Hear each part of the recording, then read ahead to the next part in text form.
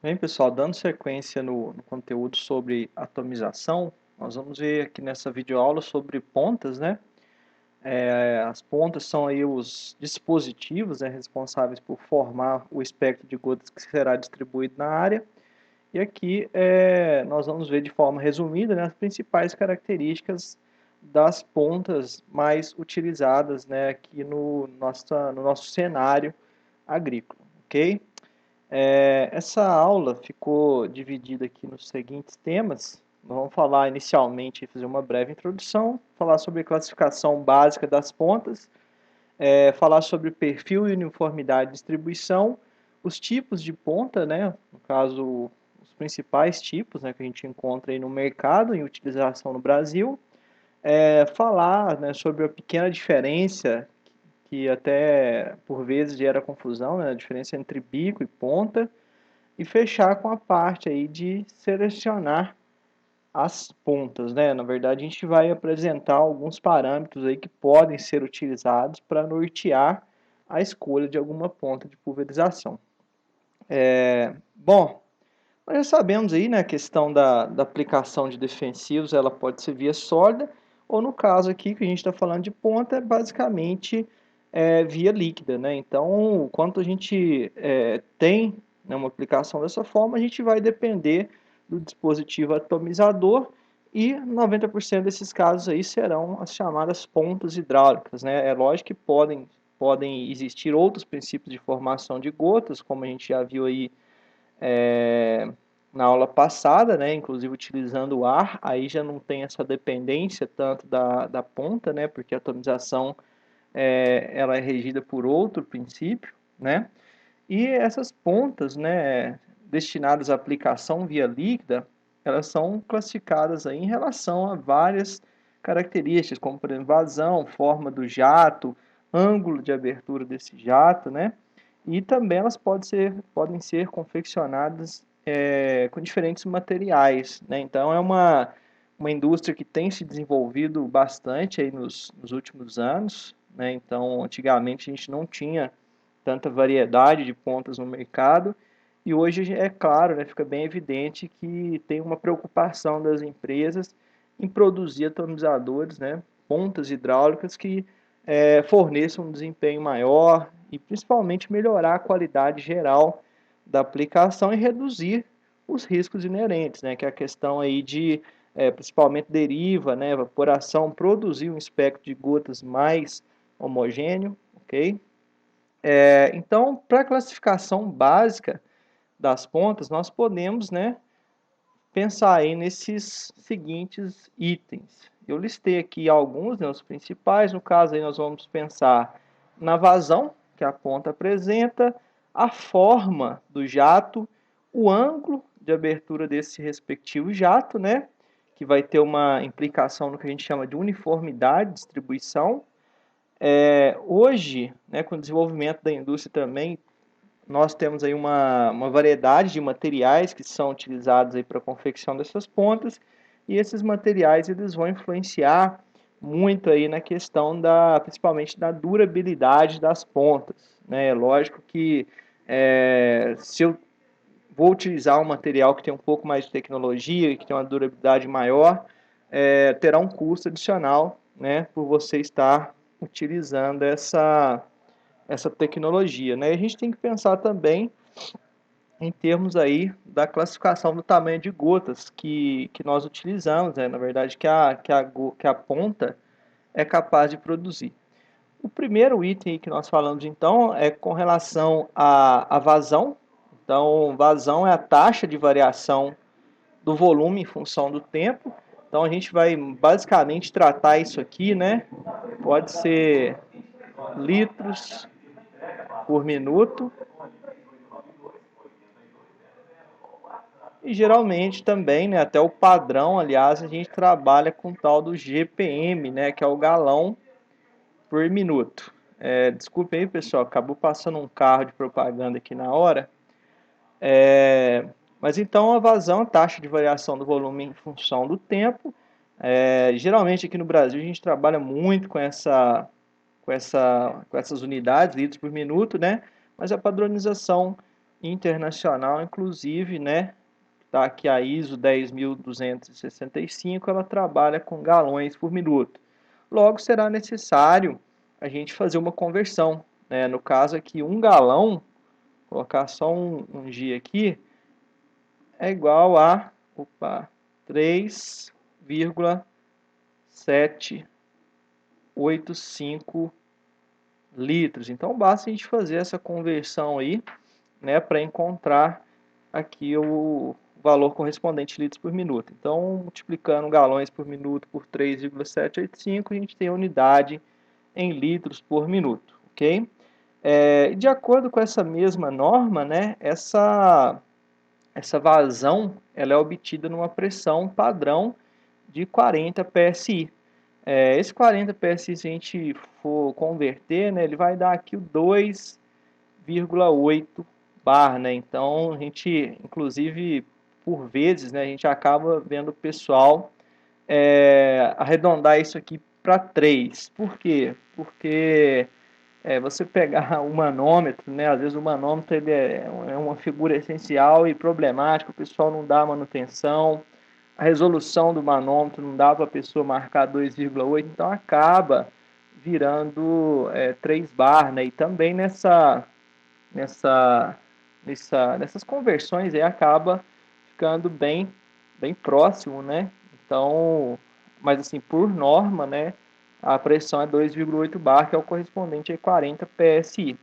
E essas informações, né, básicas, elas vêm impressas na ponta, então tem um número lá que vai indicar justamente esse valor da vazão obtida na pressão de 40 psi, e é adotado também um sistema de coloração para facilitar a identificação da vazão dessas pontas. Então, basicamente, nós temos duas possibilidades, duas utilizações, no caso, de cor quando se trata de pontas, né? A primeira é essa que está na 10.265, né, que é para falar sobre a vazão, e temos uma outra classificação que é para tratar sobre o tamanho de gota, né? No caso aí já é um standard da SAB, da Sociedade Americana de Engenheiros Agrícolas e Biológicos. Então essas duas cores, né, dois padrões de cores principais utilizados aí em termos de ponta vão tratar da vazão e também do tamanho de gota, ok? Aqui nós temos uma ponta, né, visto de frente, é uma ponta ela tem um padrão de jato plano, e aqui nós temos as informações básicas, né, vão estar impressas no corpo da ponta. Primeiro aqui a gente tem a marca, né, do fabricante. Isso aqui é um modelo lá dentro da empresa, né, o que eles colocam por dar o nome mesmo do produto, no caso é uma ponta XR. Esse XR aqui vem de Extended Range, né, que é uma faixa estendida, que a gente chama, então é uma ponta que tem uma tecnologia diferente dos jatos planos que são padrão. E aqui embaixo está o mais importante, que a gente tem essa sequência de números aqui, que vai nos indicar justamente a questão do ângulo, né? No caso 110, é um ângulo de 110 graus, e o 0,4 é 0,4 galões por minuto, ok, pessoal? Então, eu posso fazer basicamente a conversão aqui, né, multiplicando 0,4 por 3,785, nós teremos aqui aproximadamente essa vazão de 1,5 litros por minuto, né? Então, essa leitura aqui ela está em galões por minuto, ok? Então, 0,4 galões por minuto, aproximadamente 1,5 litros por minuto, lógico, aí na vazão, na pressão padrão de 2,8 bar. Algumas outras classificações, alguns outros indicativos, eles podem estar presentes também, né? A gente pode ter aqui o material que é empregado, né? A gente vai falar mais sobre isso em alguns slides à frente. E basicamente, né, o que a gente tem de mais importante é a questão do ângulo e também a vazão que já foi mencionado aqui. E conforme já mencionado, né, tem um sistema de de cores que é utilizado para classificar essas pontas com relação à vazão, né? No caso está naquela norma ISO 10.265 e fica basicamente essa proposta, né? No caso nós temos aqui a cor da ponta, né? E a sua respectiva vazão nominal. Lembrando que essa vazão nominal é obtida na pressão de 40 PSI, que é o equivalente a 2,8 bar, ok?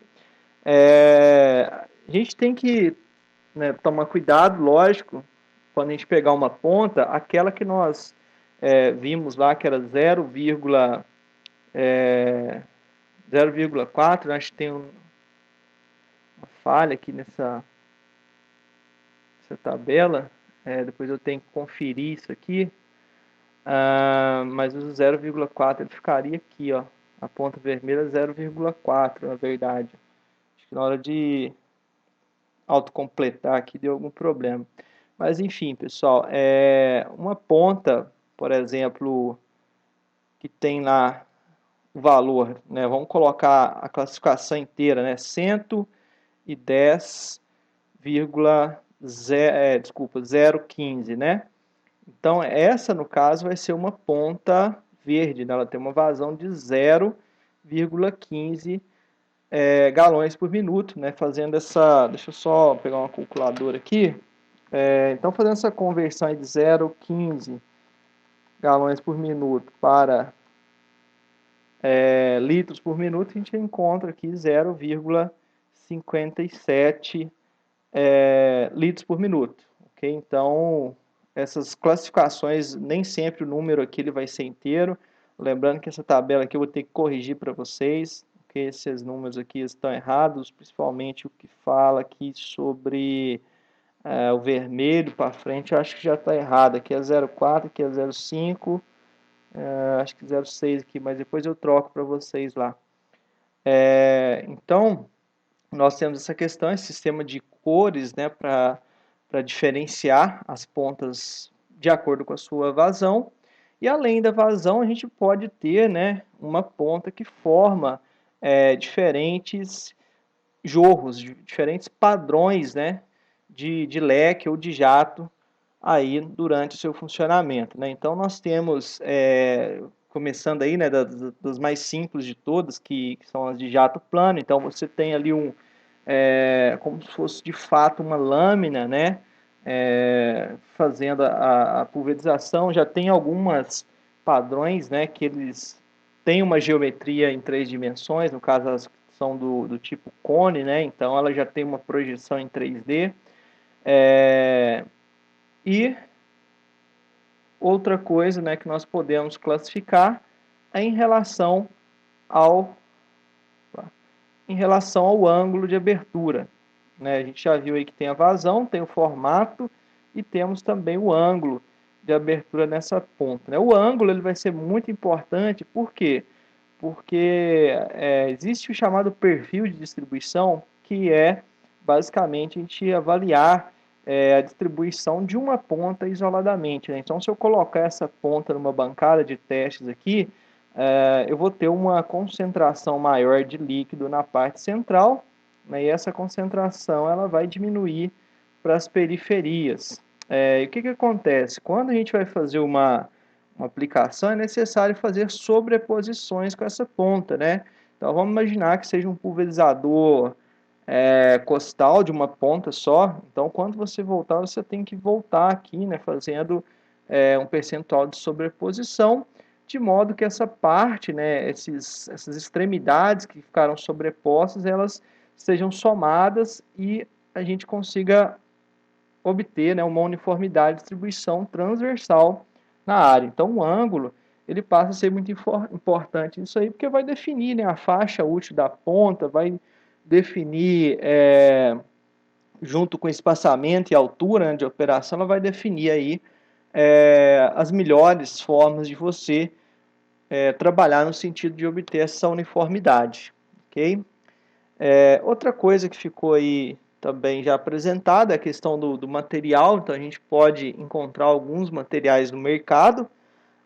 Esse material basicamente eles vão estar compondo, né, o corpo da planta, da ponta, ou então partes mais específicas. Eu posso ter uma diferenciação entre o corpo da ponta, né, a parte maior ali, e apenas o anel, né, no caso o orifício, ele ser fabricado com um material diferente. Então, no caso aqui, deixa eu voltar umas pontas aqui.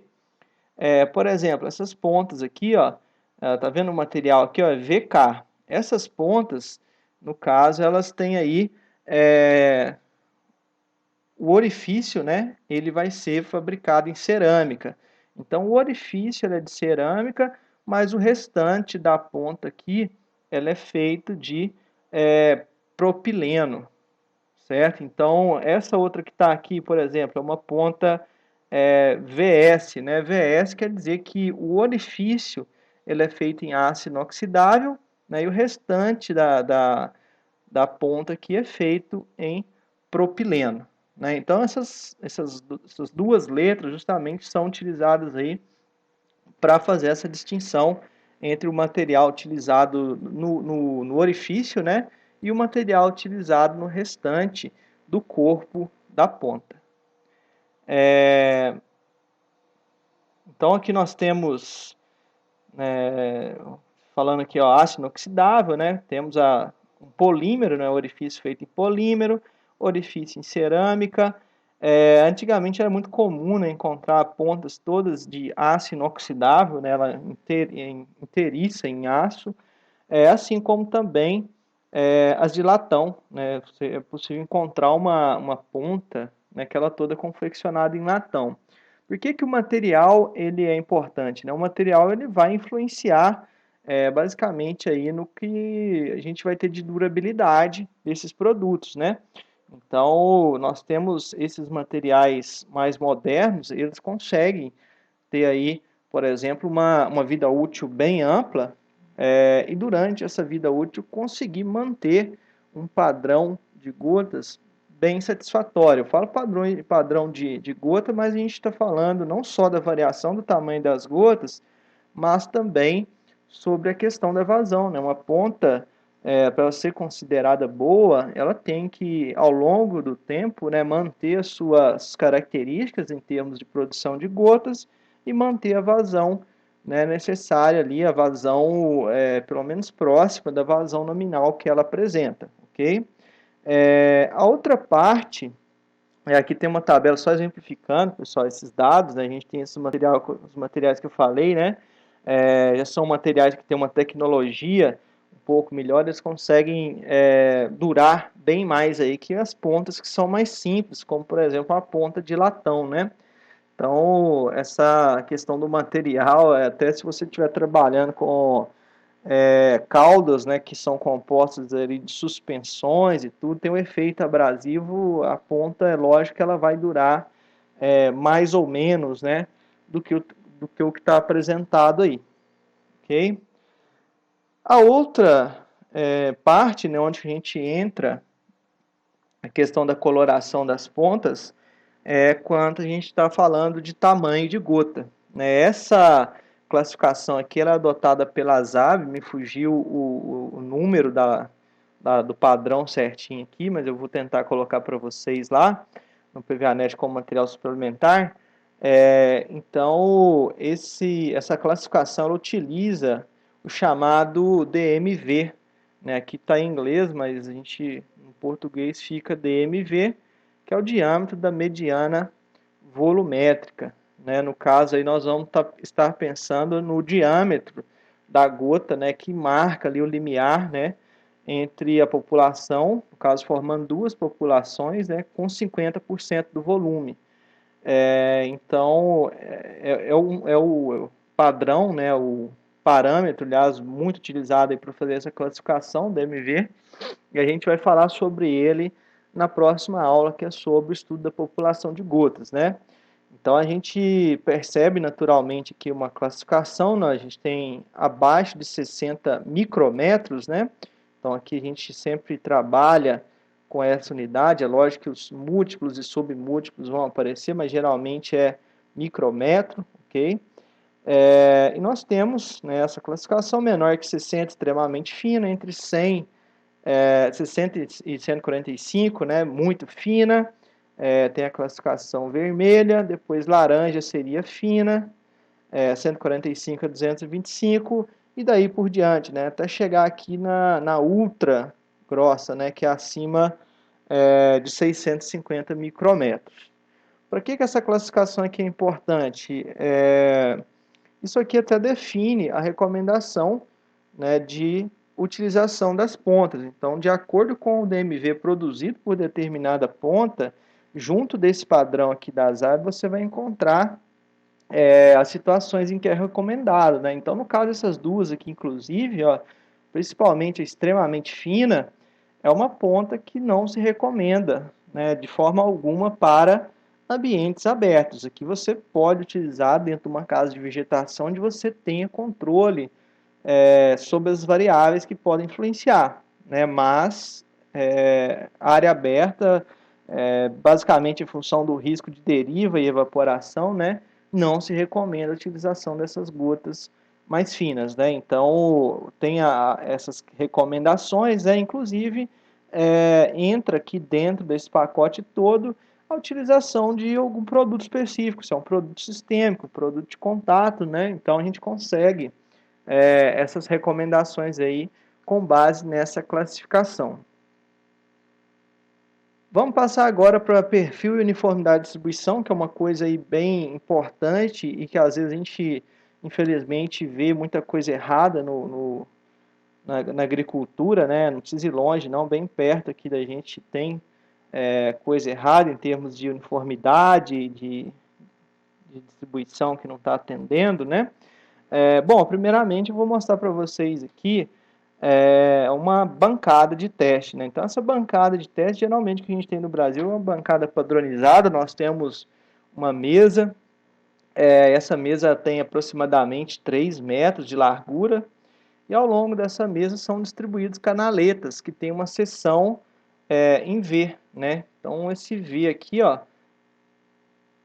cada canaleta dessa aqui na parte mais baixa, né, ela tem uma saída e que o volume que é pulverizado aqui em cima, ó, a gente vê a presença das pontas aqui, né, ó, nós temos 5 pontas, manômetro, a gente consegue então ajustar para esse volume ser coletado, né? Então em cada canaleta dessa aqui nós temos uma mangueirinha que vai depositar esse respectivo volume dentro dessa proveta e você depois faz o processo de aferição, né, desse volume para fazer o posterior tratamento dos dados, né? Então o que a gente tem por uniformidade de distribuição? Uniformidade de distribuição é quando nós estamos falando de um conjunto de pontas numa barra, por exemplo, ou então falando de passadas adjacentes que você vai fazer na área, né? Então a gente está pensando, ó, nessa característica do perfil aqui, ó. Tá vendo que essas provetas, cada uma coletou um volume, nós tivemos oscilações? Isso aqui não é uma condição satisfatória. A gente deseja que a distribuição seja o mais uniforme possível, né? Então, uniformidade é quando nós temos ali esse volume, né, esse padrão de distribuição para pontas trabalhando em associação, ok? Agora, quando a gente fala de perfil de distribuição, né, que está aqui em cima, ó, é quando nós temos a coleta, né, de uma ponta apenas. Então, a gente vai ver o que uma ponta apresenta em termos de distribuição no seu, né, na sua dimensão aqui transversal. Eu coloquei aqui tem outra mesa aqui, cadê? É isso, ó. Então aqui só para exemplificar um pouco melhor, aqui não sei se vocês estão conseguindo ver, mas nós temos só uma ponta, né? Então no caso que está sendo feito aqui é a coleta do perfil de distribuição da ponta, né? O perfil ele também nos serve bastante, né? Apesar de não ser uma medida direta, com base no perfil de distribuição de uma determinada ponta, nós podemos simular o quanto essa ponta vai apresentar de uniformidade de distribuição. Como fazer isso? A gente vai simulando espaçamento, simulando altura, né? Porque hoje está fácil trabalhar, você joga assim no próprio Excel, a gente consegue, né? Isso aqui, por exemplo, foi uma simulação que eu fiz, ó. Então, eu peguei o perfil, né? Coloquei uma ponta pulverizando aqui, coletei as canaletas certinho, aqui tem a distância que ela apresenta de faixa, lembrando que essa faixa aqui, ó, não é a faixa de trabalho, né? Isso aqui nós estamos falando o quê? De faixa que precisa de uma sobreposição, então nós precisaremos colocar outra ponta trabalhando adjacente aqui, ó, para que esses dois, né, essas duas partes do leque aqui, a extremidade de cada uma das pontas, né, ela se acumule para ter, ter uma uniformidade de fato de distribuição, né? Então, dos dois lados nós vamos ter necessidade dessa sobreposição para garantir essa uniformidade. Ok? Então, com esses dados aqui, olha o que foi possível fazer. Eu peguei aquele dado do slide anterior, né, e simulei uma situação em que a ponta está no espaçamento de 80 centímetros, né? Está bem longe aí do que a gente sabe, né, que é o recomendado, né? Então, nós temos uma medida de dispersão aqui, que inclusive é internacionalmente adotado, no caso, o coeficiente de variação, acho que todo mundo conhece, é o desvio padrão dividido pela média vezes 100, e para essa situação nós observamos um valor de 70,47%. Quando nós passamos esse espaçamento para 65%, para 65 centímetros, desculpem, o coeficiente de variação foi para 39, né? Então as oscilações aqui foram reduzidas, mas ainda não está legal, a gente precisa melhorar esse valor, né? Passamos para 50 centímetros, o coeficiente já caiu para 12,47, ainda está bem alto perante aí os padrões que são adotados, né? Então, ó, passamos para um espaçamento de 40 centímetros. Aqui o coeficiente de variação já foi para 7,73. E o que acontece? A gente está, então, na medida que aproximamos uma ponta da outra, o que está acontecendo? A sobreposição, né, das extremidades de cada um dos jatos, ela vai se tornando maior e justamente aquela diferença que era apresentada, né, ela vai sendo contornada pelo fato de uma ponta estar contribuindo com o volume distribuído da ponta vizinha, né? Então isso é uma coisa interessante porque no final de tudo nós teremos uma condição de uniformidade, né? Qual valor que é interessante, né? Tem um valor que nós adotamos aqui no Brasil, que ele é o seguinte, é 7% para pontas, né, trabalhando dentro da condição recomendada pelo fabricante, e quando nós temos fora dessa condição, esse valor passa para 9%, né? Então, quando está fora do recomendado pelo fabricante, tolera-se aí um coeficiente de variação um pouquinho maior, né? Então, aqui nós temos um esqueminha da TIGET, né? Na direita, temos uma distribuição que está com CV de 35%, a gente consegue ver aqui, né, de forma bem clara que está variando muito, né, na transversal, e nessa da esquerda já está bem mais uniforme, né? O CV aqui foi de 6%, que aí já estaria dentro desses 7% aqui que eu coloquei com vocês. Esse valor aqui, pessoal, vem de uma norma europeia, lá do ano de 2002, né? Me fugiu o nome dela aqui, mas eu posso disponibilizar para vocês também, ok? Esse teste aqui é um teste simples de ser feito, né? A gente tem inclusive mesas, né, para fazer esse teste no campo. Tem algumas mesas que são realmente portáteis, né? Elas são mais compactas, né? Então dá para você avaliar essa distribuição no campo. Por que isso aí é importante? Porque é lógico que a gente precisa ter distribuição uniforme tanto na transversal como na longitudinal, né? Então o transversal a gente avalia dessa forma, ok? E essa avaliação ela deve ser constante. Deve ser constante por quê? Porque são vários fatores que vão atuar aí ao longo do tempo para piorar esses valores aqui. Então, às vezes você comprou um jogo de ponta novinho, né? O pulverizador estava novo, você tinha 6%.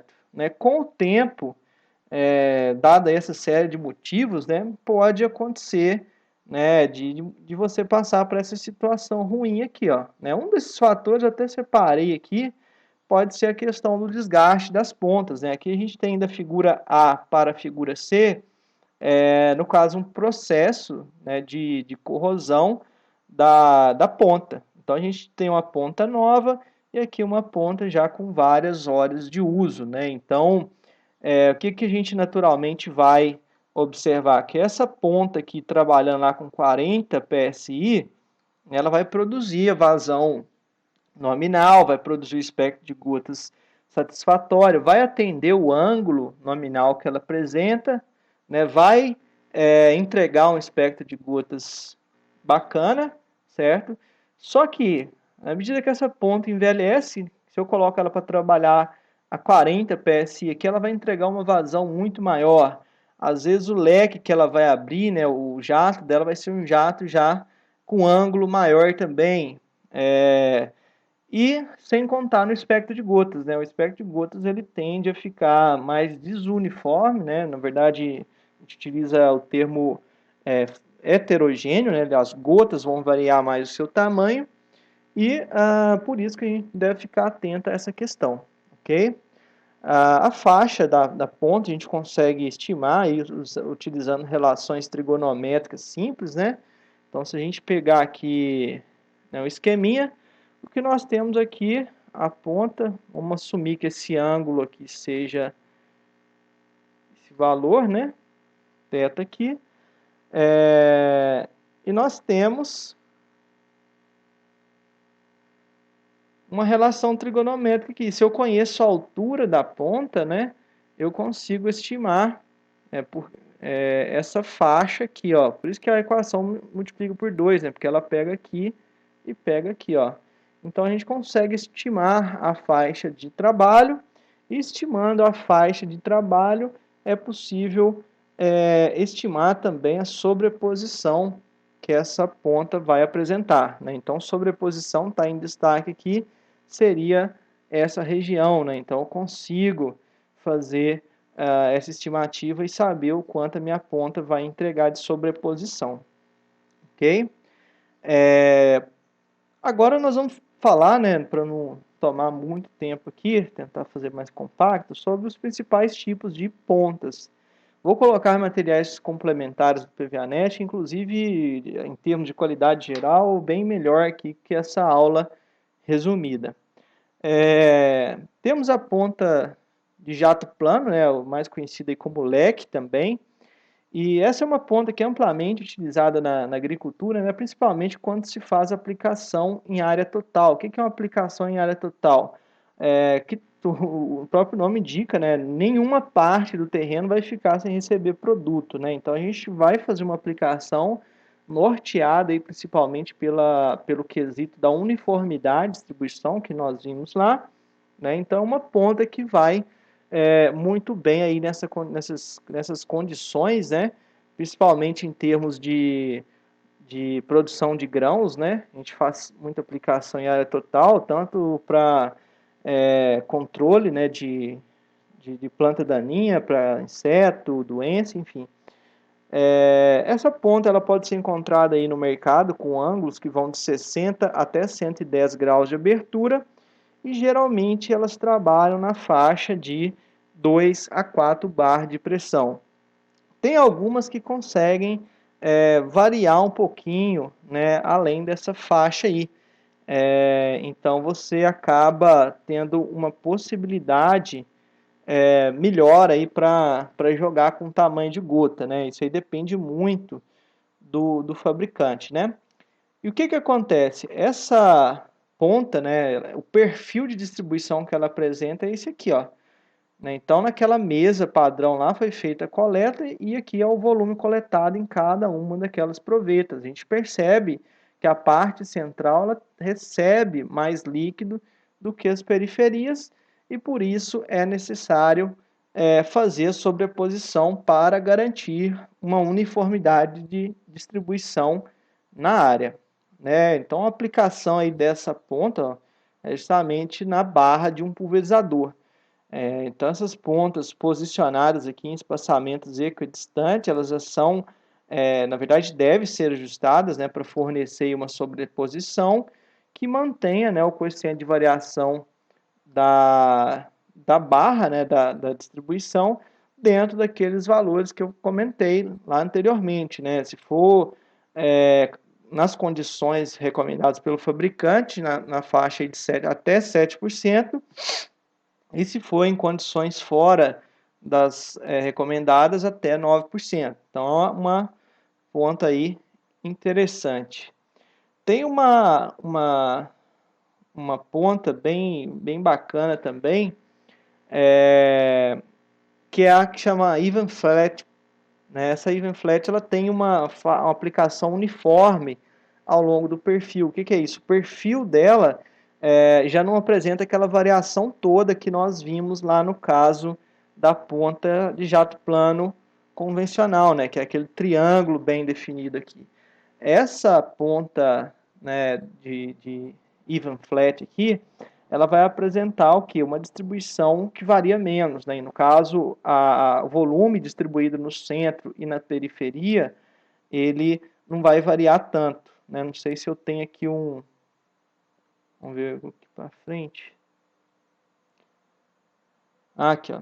Tá vendo? Então ela precisa, né, dado aí a característica de distribuição dela, né, a gente está vendo o perfil aqui, a sobreposição que ela precisa acaba sendo menor, né, porque o perfil dela varia menos, né, ela não forma aquele triângulo certinho aqui que a gente viu lá na ponta de jato plano convencional, né. Então essa ponta, ela é inclusive uma recomendação boa aí para quando a gente vai trabalhar com aplicação em faixas. Aplicação em faixa já é um tipo de aplicação diferenciado, né, aquela área total, mas né, porque a gente vai fazer,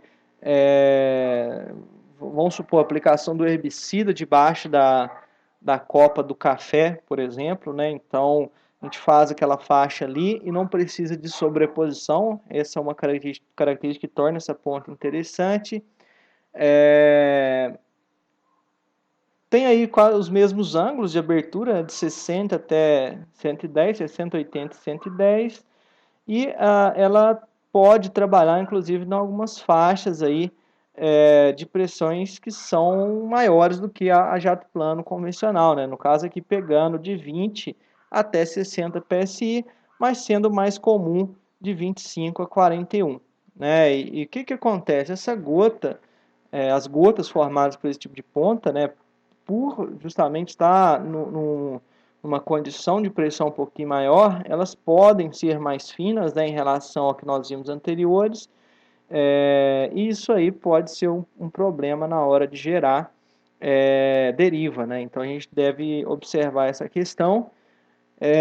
E por ser gota fina, né, a gente tem uma boa utilização nela aí do que diz respeito a produtos de contato, né? Então aqueles produtos de contato, eles precisam de ter uma distribuição melhor na área, a gente precisa ter uma cobertura maior do alvo. Então é uma ponta aí que vai bem nessas condições. A próxima que eu selecionei aqui é essa Extended Range, né, que é uma ponta que a gente fala de redução de deriva, porque ela tende a produzir uma gota maior, né, no caso ela tolera, a gente fala, uma faixa de pressão maior, né, então você consegue, pelo que o fabricante fala, né, então você consegue trabalhar com pressões que variam de 15 até 60. É lógico que você colocando pressões menores, a gente vai ter uma formação de gotas maiores e que vão auxiliar aí no processo de redução de deriva, né?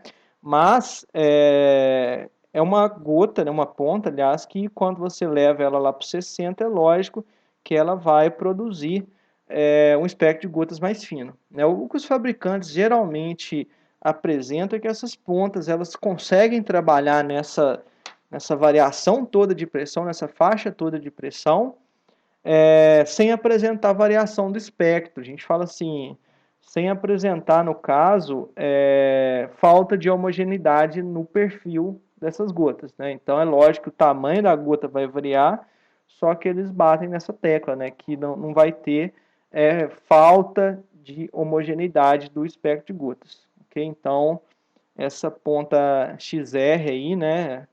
É uma ponta interessante para essas aplicações. Ela pode ser aplicada aí tranquilamente na questão de área total, né? Ela vai carecer também de fazer sobreposição, assim como a gente viu nas anteriores, né? Aqui tem uma faixa, né? Então ela vai, ó, ela promete, né? Ela promete aplicar tanto a 1 bar e aplicar a 4 bar, com o espectro de gotas variando de gotas mais grossas para gotas mais finas e sem perder homogeneidade, né? Então aponta aí que a ideia, né, por trás do desenvolvimento dela é muito legal. Tem outra ponta, né, não sei, está na sequência aqui, que é uma ponta também de jato plano, né, só que ela apresenta um perfil descentralizado, né? Por que chama dessa forma, né? Aqui nos outros tipos de ponta, né, o que nós vimos? O perfil, né, todo certinho aqui, todo simétrico. Esse a gente já tem uma formação, né, descentralizada. Geralmente essa ponta ela forma aí gotas maiores, né, que reduzem a deriva, e elas podem conter um recurso que chama pré-orifício. O que é o pré-orifício? Nós sabemos que temos aqui, né, o orifício de atomização, e esse pré-orifício ele é uma anticâmara que tem dentro da ponta. O que acontece? Quando o líquido chega aqui sob pressão, ele acaba, né, ao entrar por nessa anticâmara aqui, ele acaba perdendo pressão, né? Então essa perda de pressão aqui vai proporcionar a formação de gotas maiores, por isso que está colocando aí como menor deriva, né? Então essa ponta ela é interessante para a gente utilizar aí em posições de final de barra. Deixa eu ilustrar aqui. Então, por exemplo, eu quero talvez evitar a distribuição em uma determinada região. Estamos fazendo uma aplicação aqui com uma barra protegida, eu não quero que pegue aqui na planta. Então você pode colocar essa porção descentralizada dela para jogar para dentro da barra, né? Ou se for o caso, né, você querer chegar mais próximo da planta, você pode colocar a porção, né, descentralizada para fora. Então ela tem essa característica aí.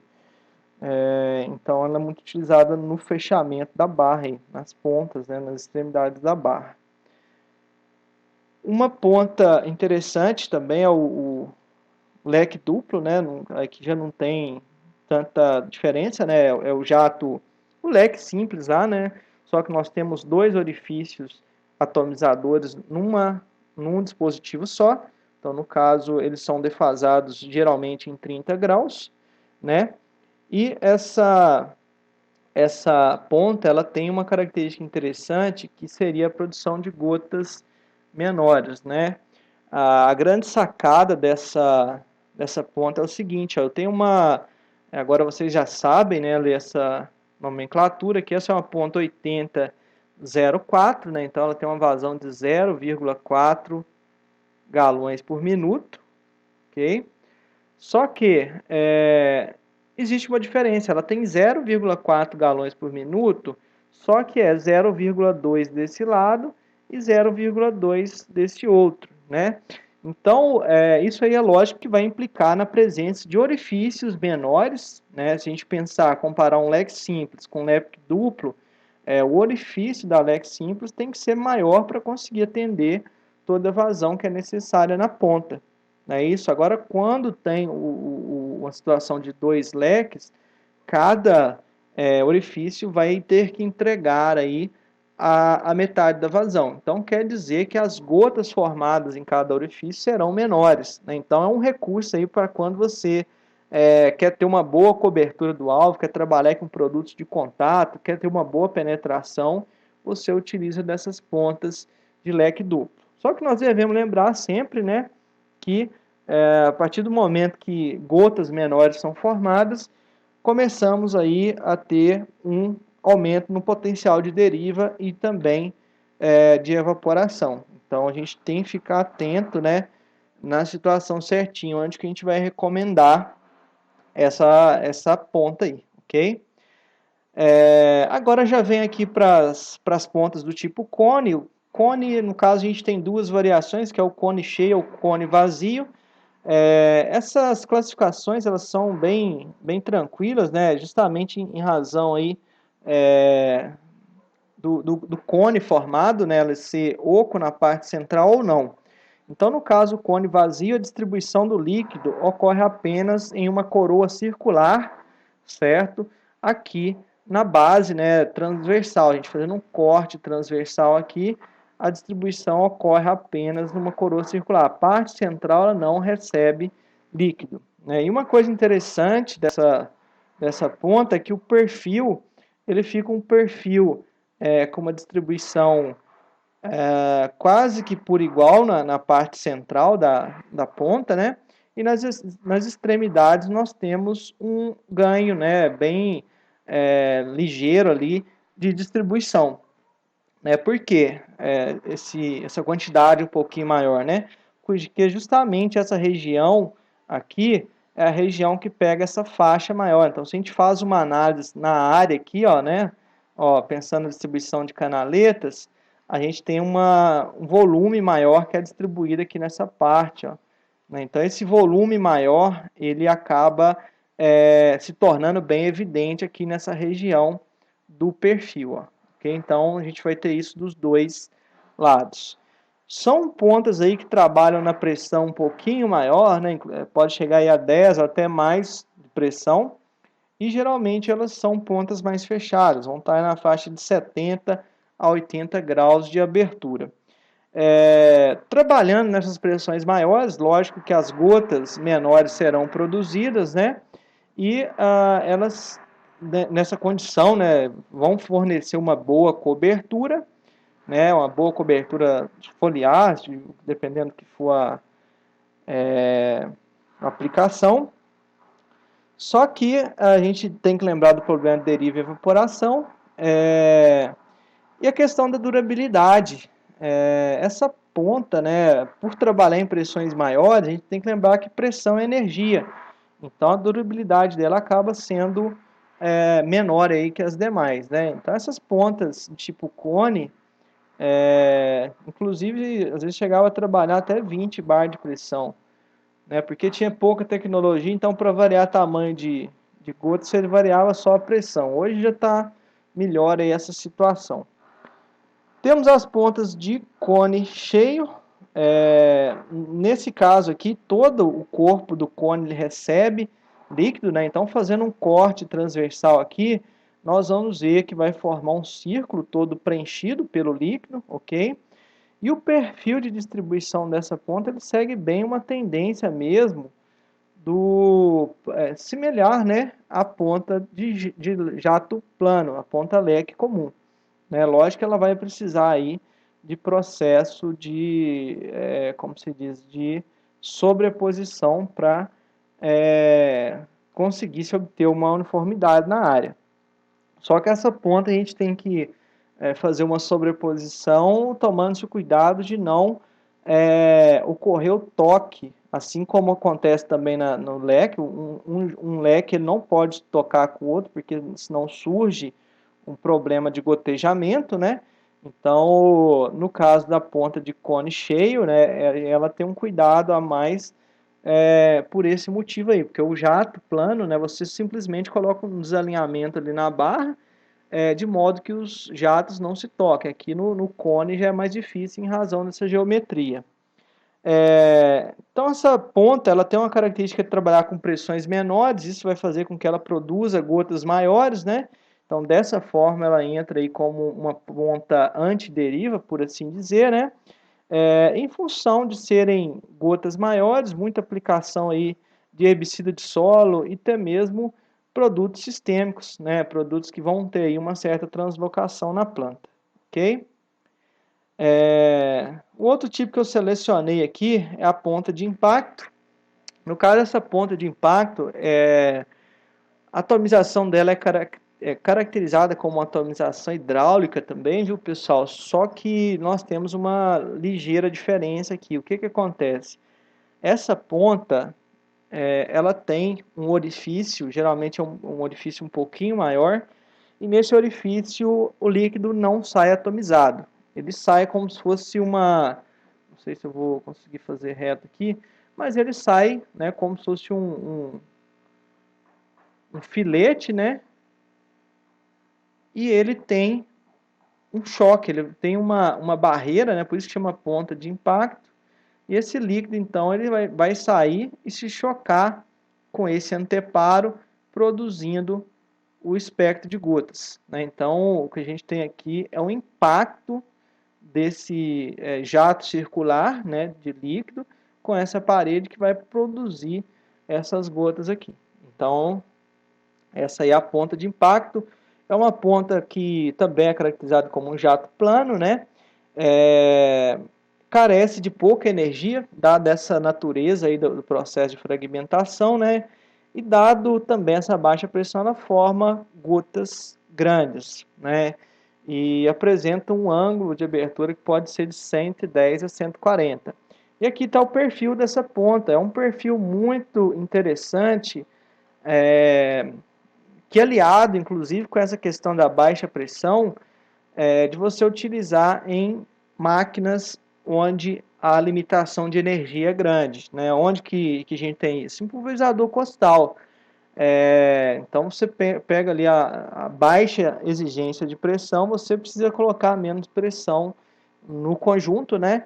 E você consegue fazer uma boa aplicação, né? Você consegue com uma passada apenas, vamos imaginar aqui num canteiro, né? Um canteiro, você está trabalhando lá com HF, né? Então você tem uma ponta que você às vezes só passa uma vez, e dado esse ângulo grande que ela apresenta, né? A gente tem aqui uma faixa que vai ser maior também em relação às demais pontas. Então ela passa a ser bem interessante para essas situações.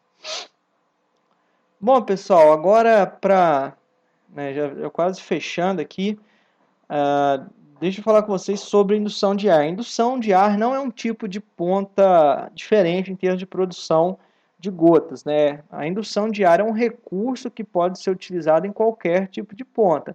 Ela pode ser utilizada em pontas de leque simples, né? Pode ser utilizada em leque duplo, pode ser utilizada em pontas do tipo cone, cone cheio, cone vazia, inclusive pontas de impacto, certo? E o que acontece? Dentro do corpo dessa ponta aqui, existem pequenas galerias, né, que vão circundando aqui, ó, e a gente tem um princípio aqui que serve como um venturi. Então, o próprio fluxo da água, né, da cauda aqui dentro da ponta para produzir a atomização aqui na extremidade, ele vai causar um gradiente de pressão que faz com que o ar ambiente entre por esse furinho aqui, ó, né, e seja incorporado dentro das gotas. Então, essas gotas elas vão sair com ar no seu interior, né? Então, essas gotas vão serem formadas com um diâmetro um pouquinho maior. Por isso que elas são chamadas aí também de pontas antideriva, né? Nesse caso, nós teremos a formação de gotas maiores, né, que são menos suscetíveis à deriva e evaporação. Só que quando essa gota, né, que vai assumir um aspecto de bolha, quando ela cai no alvo, muitos relatam aí o efeito que ela pode estourar, né, estourar e distribuir uma quantidade de gotas maior.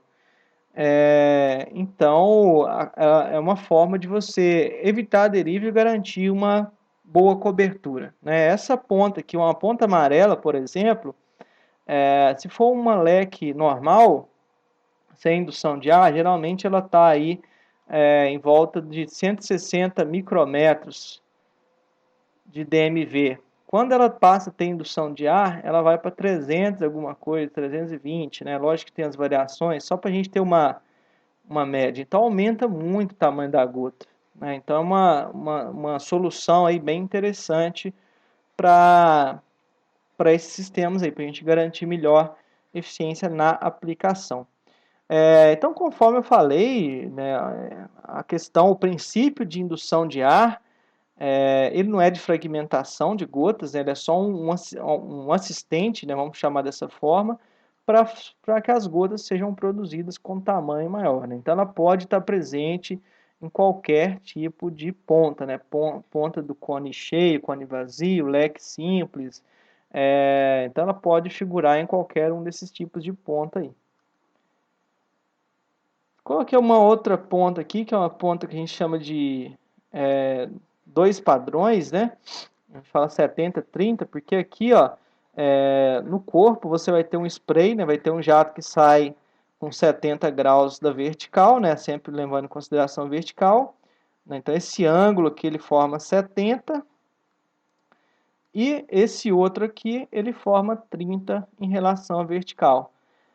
Qual que é a ideia dessa ponta? Né? Você produzir inicialmente aqui uma penetração melhor das gotas e esse outro leque aqui ele faz com que essas gotas fiquem mais tempo no ar, né? Fazendo a parte de cobertura mesmo da lavoura. Né? Então aqui é a penetração e aqui seria a questão de deposição na parte, no terço superior da planta. Essa planta ela pode ter indução de ar naturalmente, ela pode ter inclusive a junção do chamado pré-orifício com a indução de ar, né, para formar aí gotas maiores.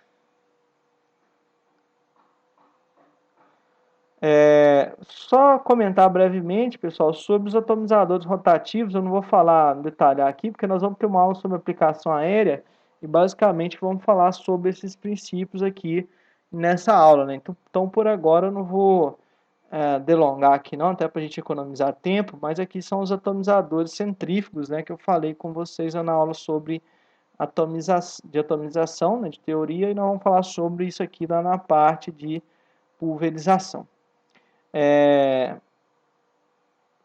Vamos diferenciar agora rapidinho o que é bico, né? Bico é a junção, pessoal.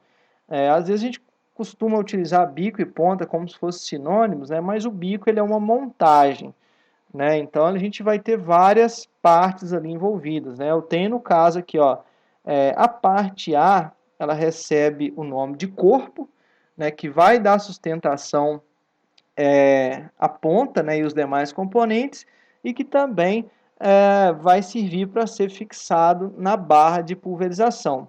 Dentro do corpo do bico, nós temos a presença de um filtro, né? Então essa vista aqui é uma vista explodida, esse filtro vem aqui dentro.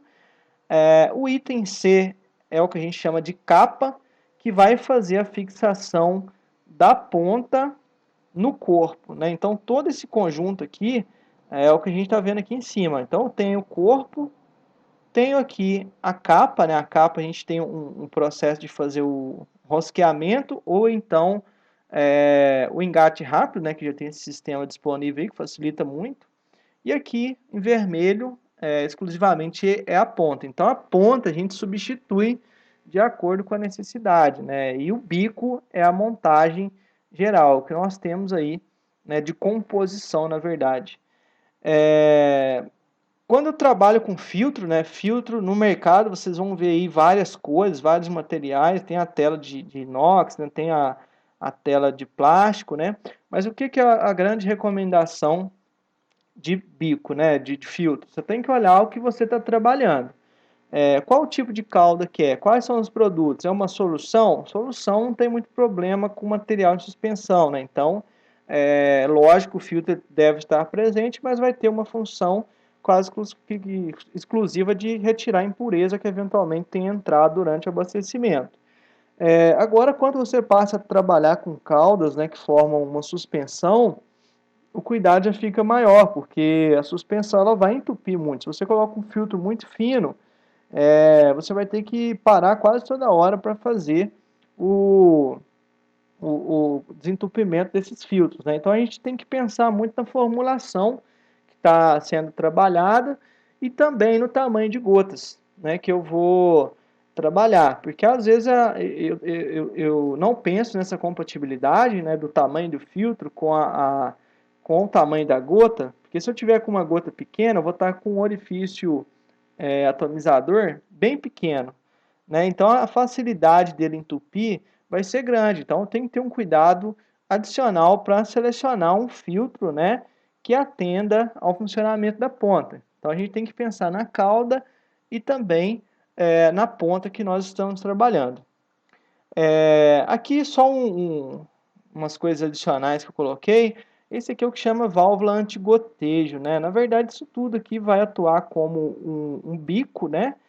A ponta ela vai fixada aqui. Esse sistema que vocês estão vendo é um sistema de engate rápido da acho que Tijet que inventou isso aqui inicialmente. Talvez eu tenha errado, mas é um sistema de engate rápido.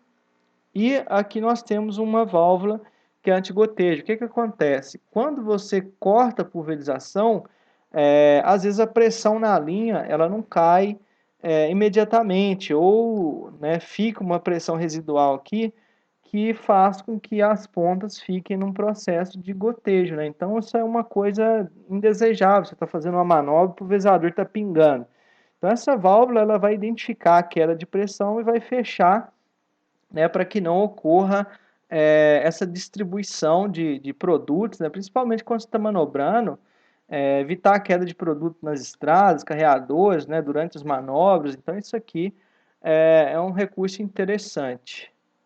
Temos os bicos chamados de multicorpos, né, que nós temos a opção de trocar, né, no mesmo conjunto aqui nós deixamos várias pontas acopladas. Isso aqui é uma coisa muito boa, porque eu não preciso trocar ponta de forma convencional, né? Sair trocando do pulverizador todo, tirando a rosca, montando tudo. Aqui simplesmente nós vamos fazer o que? A rotação desse carrossel, né? E a ponta que está para baixo é a ponta selecionada. Ó. Então, no caso aqui, a vermelha está operando. Ah, minha condição, eu vou aplicar outro produto. Passei de um produto sistêmico para um herbicida de contato, eu tenho que mudar. Então, selecione uma ponta verde ou a ponta azul, né, de acordo com a condição. Temperatura e umidade ficou desfavorável, posso mudar. Então, o processo de substituição das pontas, ele passa a ser feito aí de uma forma mais rápida. Deixa eu ver com quanto tempo está essa aula aqui. Meu Deus, 1 hora, achei que ia ser rápido.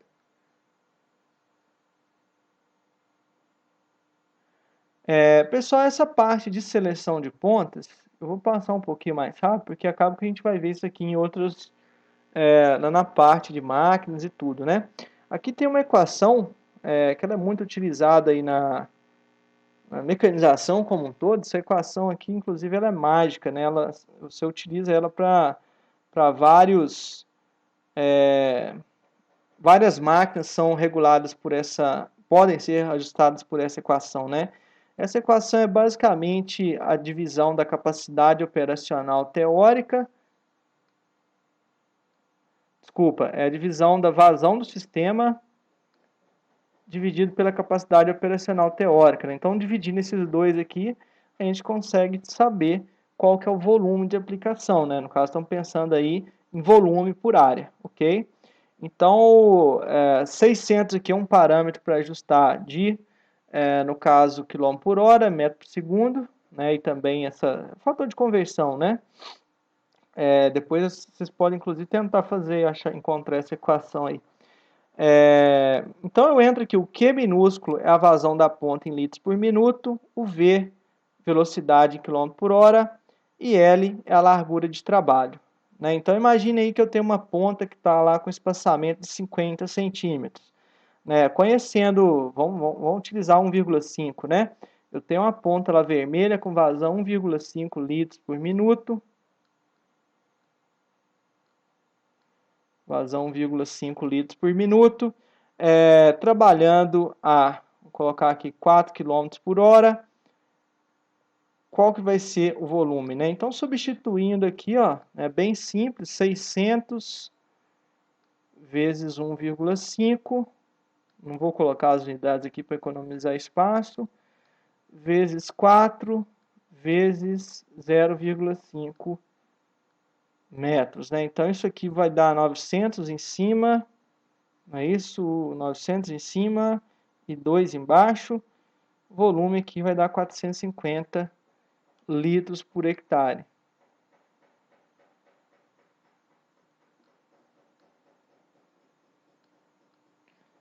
Ok? Então, esse é o volume de aplicação. Eu risquei aqui esses valores, pessoal, mas é porque isso aqui é o seguinte: às vezes eu posso ter uma situação em que eu estou fazendo uma aplicação em faixa. E no caso, numa aplicação em faixa, a gente não aplica de forma proporcional, né? Quando é área total, essa equação já é o que está ajustado aqui. Agora, quando é uma aplicação em faixas, né, que apenas um percentual da área vai receber o líquido, a gente precisa fazer essa conversão, né? Então, vamos supor aqui que eu estou no café, fazendo uma aplicação na lavoura, tem espaçamento entre linhas de 3 metros, né? E eu estou fazendo uma aplicação em 1 metro de cada lado, né? Então, faço 2/3 da área apenas, né? Então, aqui é basicamente a correção desse percentual da área, ok? É uma coisa bem tranquila aí. Então, nós temos aqui, né, só um comentário adicional, um pulverizador de barras, que você consegue saber. Um detalhe, gente, é o seguinte: vocês podem utilizar a faixa de uma ponta, geralmente é 50 centímetros, né? Aliás, os 50 centímetros é para altura e espaçamento, né? Então, geralmente, isso é meio que um padrão adotado aí, porque essa combinação de altura e espaçamento, ela vai te fornecer aquela sobreposição que consegue chegar no patamar adequado, né, de uniformidade de distribuição. Ok? Então, naquela equação a gente pode utilizar o espaçamento, né, no caso a faixa aplicada por uma ponta apenas, ou podemos fazer para a barra toda. Só que a gente tem que tomar o cuidado, que é o seguinte: na equação lá, Q igual a Qzinho vezes 600 dividido por V e F, se eu utilizar para esse F aqui uma ponta apenas, eu tenho que utilizar uma ponta apenas no Q aqui também, ó. Então, eu pego a faixa de uma ponta e a vazão de uma ponta. Agora, se eu pegar a faixa de todas as pontas, nós temos que utilizar a vazão de todas as pontas, ok? Pode parecer bobagem, mas às vezes a gente vê erro, né, em razão disso aí, beleza? Coloquei aqui alguns exemplos em termos de aplicação em faixa, né, conforme eu já havia citado. Nesses casos, né, só um percentual da área de fato recebe o produto, né? Vamos ver o que mais tem aqui.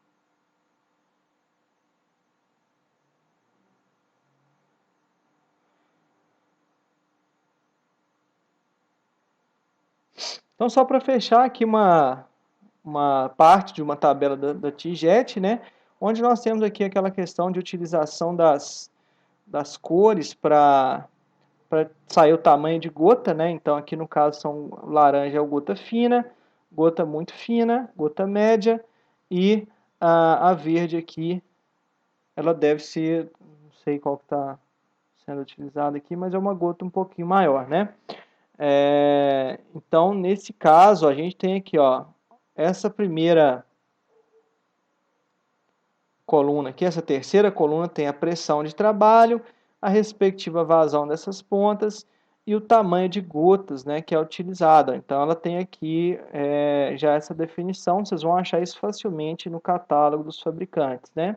E aqui, para facilitar, já vem uma tabela, né, que você entra com a velocidade de operação e você tem o volume de aplicação em litros por hectare, ok?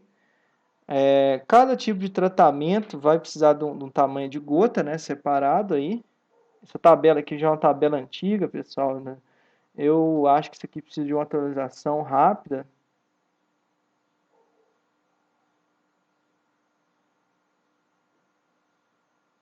Eu vou deixar um exercício aqui no final, pessoal, né? Mas é só a aplicação mesmo daquela equação, né, que eu mostrei para vocês.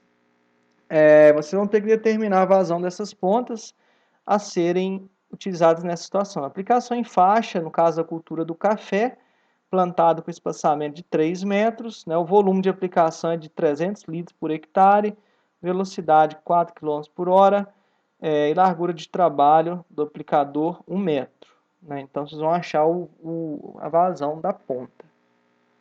É isso, pessoal. Né? Acabou ficando uma aula comprida ainda. Mas acho que está no tempo, né? Acho que deu 1 hora e pouco. Mas eu agradeço a atenção e a paciência de vocês e até a nossa próxima videoaula.